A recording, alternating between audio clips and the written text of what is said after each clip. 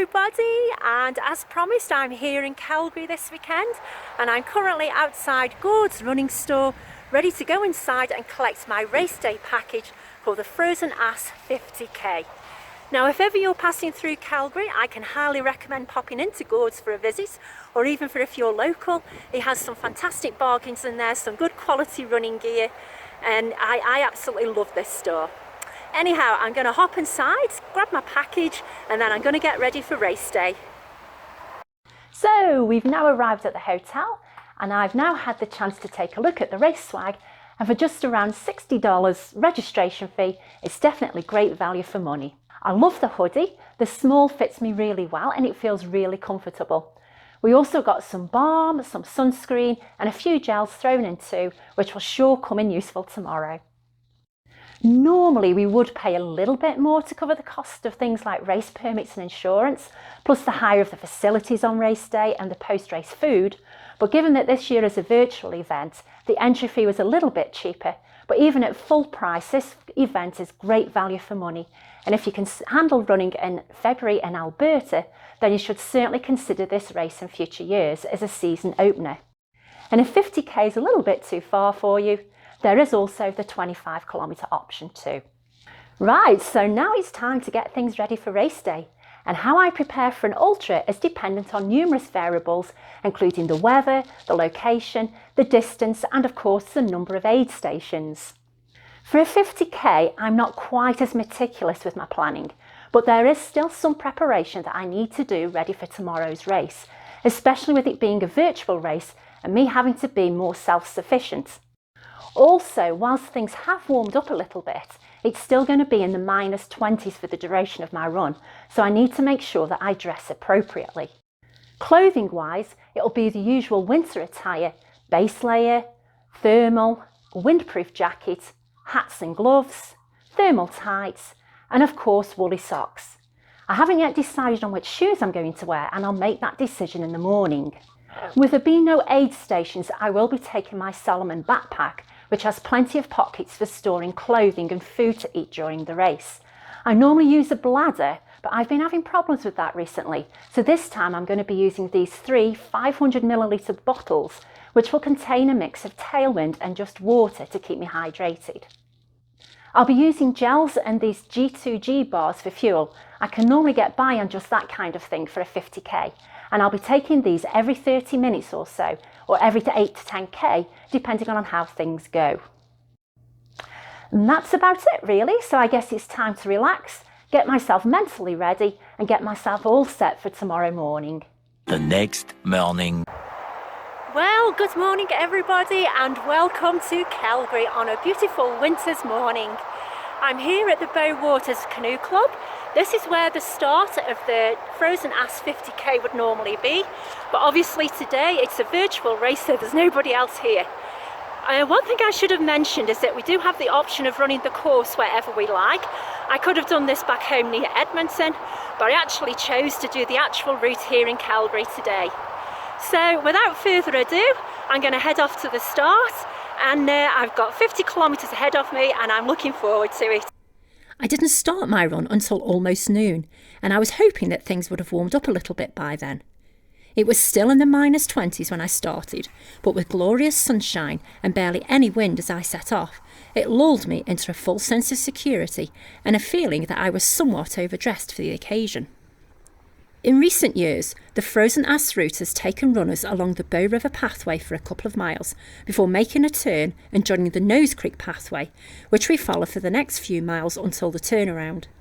There's usually another aid station at the turnaround, but of course today there would be nothing, and I was concerned that the lack of hydration and fuel would become detrimental to my race as things progressed.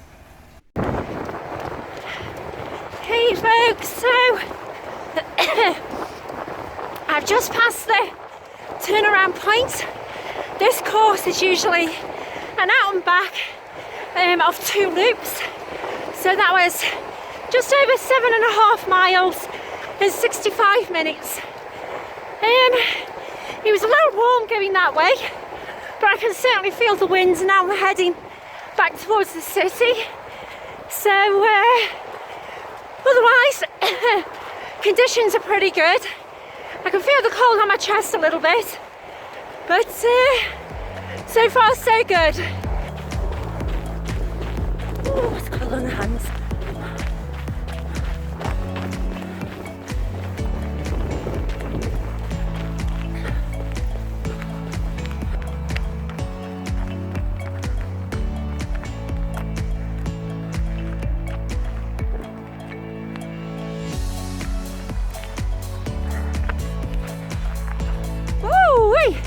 Well, that 7 or 8 miles was quite tough. That wind is quite strong on this way back. And my food's frozen, my water's frozen, but I'm really hoping that Andy's here so that I can grab some water. Coming up to the halfway stage, coming up to around about 2 hours 15 minutes. So hopefully I'm on for my sea goal of breaking 5 hours. Anything under 5 hours today, I'll be really happy. Okay, so nearly at halfway. As I approached the canoe club to close out my first loop, all I could think of was having a good drink, preferably a hot one, and getting some food inside of me. It was well past lunchtime and I was so hungry. Thankfully, my crew was waiting for me, but my hopes of a hot coffee and a crispy chicken wrap from Tim's were dashed when all I got was a banana and a good fill of water. I really needed something more substantial, but it wasn't to be, and I really missed that aid station that would have been there on a normal race day. Setting off on my second loop, I was still hopeful of hitting my goal of a 4:30 finish. And having spent around 5 minutes eating my banana and drinks from a gallon-sized bottle of water, my elapsed time heading back out onto the course was 2 hours and 18 minutes. My pace picked up for the next few miles, and I was grateful that the biting cold wind was behind me once again. The snow clearers had also been out and swept the pathway, and whilst footing had in general been good, it was much nicer running on snow-free pathways for a few miles.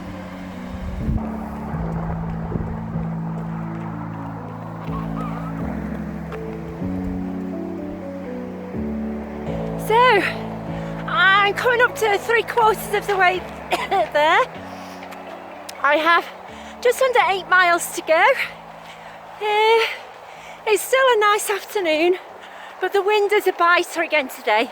Not as bad as it was earlier in the week, but certainly enough to slow you down a little bit. So I'm just coming up to the turnaround again, and then it's back on the home straight.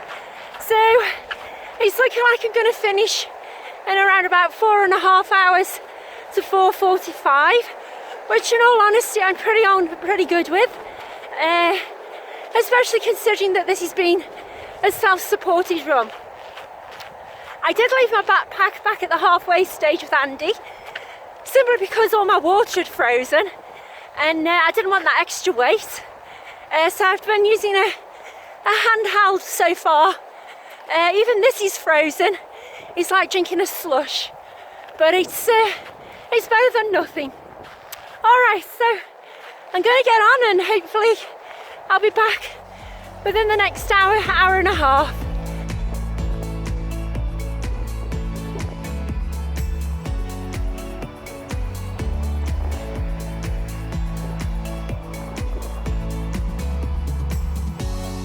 A lot of the route runs parallel with the train line, which has frequent freight trains passing by. At least 3 passed by whilst I was running, and some of these trains can take a good 10 to 15 minutes to pass. Going into that last mile, I had 10 minutes on the clock to break 4 hours 45 minutes. I've been averaging around 9s, and with a couple of hills before the finish, it could be tight. I somehow found a second gear, and as I looked at my watch, I was now running 7:30s and my legs were moving fast. Rounding that final corner, my watch was approaching 4:43, and I gave one final push to my virtual finish line.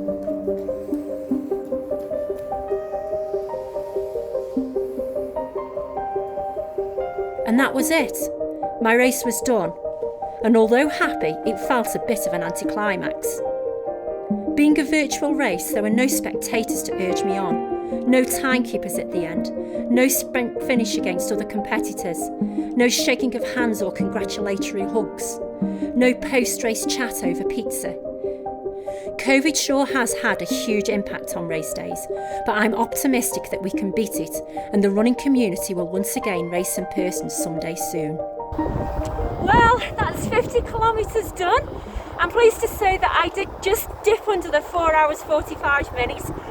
Realistically, I would have liked 4.5 hours, but I'm pretty happy with that.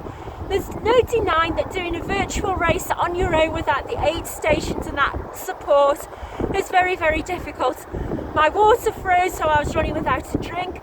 My food froze, so I couldn't eat properly without breaking my teeth. And of course, this wind is brutal. As you can see, I'm absolutely freezing cold now. The sun's going down, and I just want to get back to the hotel, have a nice hot bath. But if nothing else, it's been another fantastic day here in Calgary. I do love the frozen ice, even the virtual edition, and rest assured I will be back next year. Thanks for watching everybody, and I'll catch you all again very soon.